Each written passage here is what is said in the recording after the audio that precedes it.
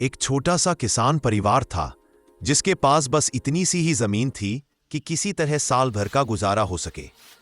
सुबह से शाम तक पूरा परिवार खेतों में मेहनत करता, मिट्टी से सोना उगाने की कोशिश करता, लेकिन समय धीरे धीरे उनके खिलाफ होने लगा। कभी कीड़ों का प्रकोप होकर पूरी फसल नष्ट हो जाती, तो कभी पकने को तैयार खड़ी फसल पर लगातार बारिश होकर डूब जाती।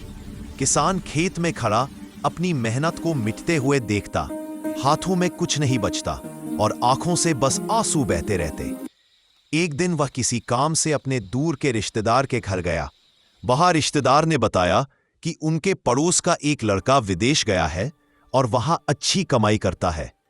क्यों ना तुम भी अपने बड़े बेटे को विदेश भेज दो, हो सकता है तुम्हारे भी अच्छे दिन लौट आए। घर लौटकर किसान ने परिवार से बात की। मजबूरी बड़ी थी, हालात भारी थे। आखिरकार टूटे मन और भारी दिल से उन्होंने अपनी बची खुची जमीन बेचकर बड़े बेटे को विदेश भेजने का फैसला किया। ये फैसला आसान नहीं था, पर उम्मीद ने उन्हें ये बड़ा कदम उठाने के लिए मजबूर कर दिया। वह लड़का सफर पर निकल पड़ा। कभी घने डरावने जंगलों को पार करता, तो कभी टूटी फूटी कश्तियों में गहरी नदियों को पार करता। भूख प्यास, भय और रातों की नींद छिन जाने के बावजूद वह आगे बढ़ता रहा। महीनों की कठिन यात्रा के बाद आखिरकार वह विदेश पहुंच गया। वहां पहुंचकर उसे पहली बार लगा कि शायद उसकी मेहनत अब रंग लाएगी। धीरे धीरे उसे छोटे मोटे काम मिल गए और उसका मन उम्मीदों से भर गया।